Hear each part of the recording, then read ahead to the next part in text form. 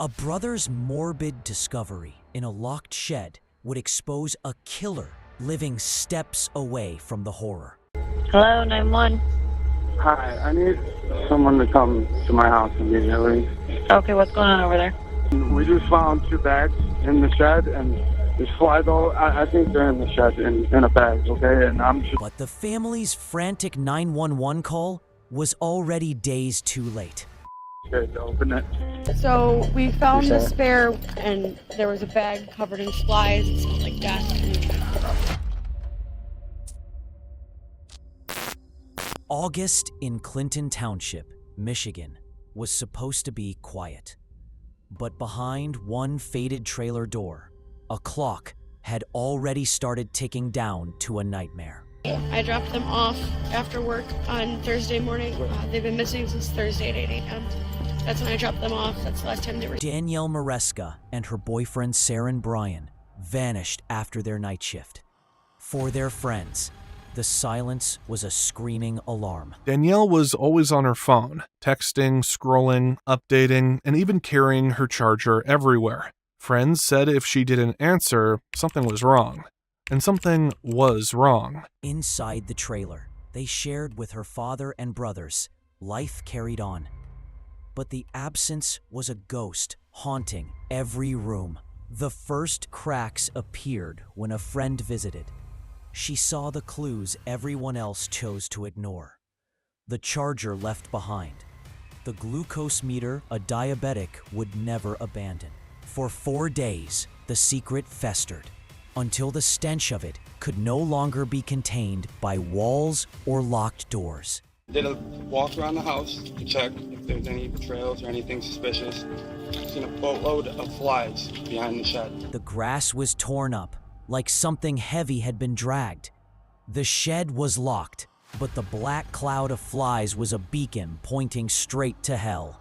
So her dad and brother cut it open and pulled the plastic apart, and then both screamed, freaked out, and ran to the shed. What spilled out was not trash.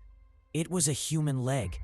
The family's nightmare was now a crime scene.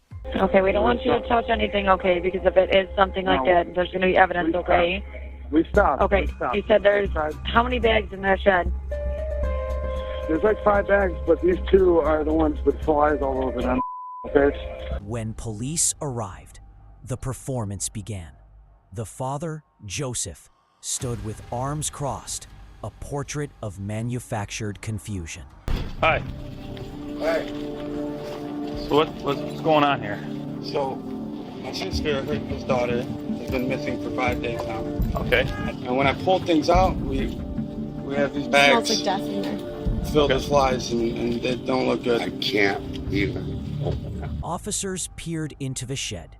One look at the plastic-wrapped horror, and protocol kicked in. The scene was sealed. The quiet street was now choked with the silent scream of yellow tape. What makes you think that she's there? What makes you think something happened to her? Don't make me think she's there. Don't tell me she's there. I can't even. So let's just see what we got first. And Yeah. In the gloom, an officer saw it. The exposed skin of a thigh. The confirmation was immediate and grim. Oh yeah, it's dude. We don't have to talk. We're confirmed. Confirmed. It's confirmed. Yes, it is. Inside the bags, they found 2 dismembered bodies. The heads were missing. This was no crime of passion. It was a calculated act of butchery by someone who knew the property intimately. The investigation immediately turned inward. The one person who wasn't there to witness the discovery was the eldest brother, Robert. He had vanished. Were you trying to communicate with him that night? I tried on Facebook Messenger. Okay. But you didn't try and well, the thing is, I could tell, he caught, drift of what's going on, and he pretty much said he's shutting his phone off. While police hunted for Robert, they re-entered the trailer. This time, it wasn't a welfare check. It was a forensic hunt. The smell of bleach hung in the air. Cleaning supplies were everywhere. A damp mop bucket, gloves, heavy-duty trash bags. Someone had tried too hard to erase the past. Then They sprayed luminol. The dark rooms lit up in a ghostly blue. The bathroom, the hallway. It was a map of violence. I opened up a bag and found multiple items inside of it covered in blood, one of which was a small mallet. Immediately thought that, hey, we could possibly have a murder weapon here. Duct tape with blood, bed sheets soaked through, the murder weapon, all stuffed in a closet, hidden in plain sight. The closet belonged to Robert. Back in interrogation, the father, Joseph, began to crumble. His story about the shed key started to shift and fracture under pressure. And you don't remember whose key you used to get in there? You know what? My key wasn't on the shelf. Right. I remember that. Now you What it remember. always is. Now you remembered after I told you that. What? Because the whole day you were telling me that it was your key you were using. Because that's what I always use. All right? And when I told you that... Listen, now, well, believe me, I haven't slept in days. Okay, well, I get Listen. that. Listen. He was more concerned with protecting his missing son than finding justice for his murdered daughter. The family's loyalty was a shield for a monster. Where is Robert staying at right now? I have no clue. You realize we're talking about possibly dead people here, right? A cousin would later confirm the darkest suspicion. Joseph knew. He had known for days. He discovered the bodies on Friday, but said nothing, choosing one child over two. Robert was spotted hours away in Toledo, Ohio. Surveillance showed a man utterly detached from his actions, casually shopping for a disguise. He bought a blonde wig, a hat, and sunglasses. His attempt to blend in made him stand out like a specter. He purchased a bus ticket under an alias, heading for Florida. U.S. Marshals surrounded the Cincinnati Greyhound station. The elevator doors opened, and there he was. The manhunt was over, but the reckoning was just beginning. In interrogation, Robert Maresca displayed a chilling disconnect.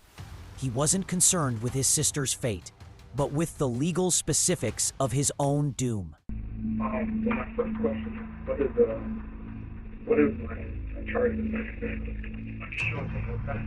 Normally, you got 2 counts.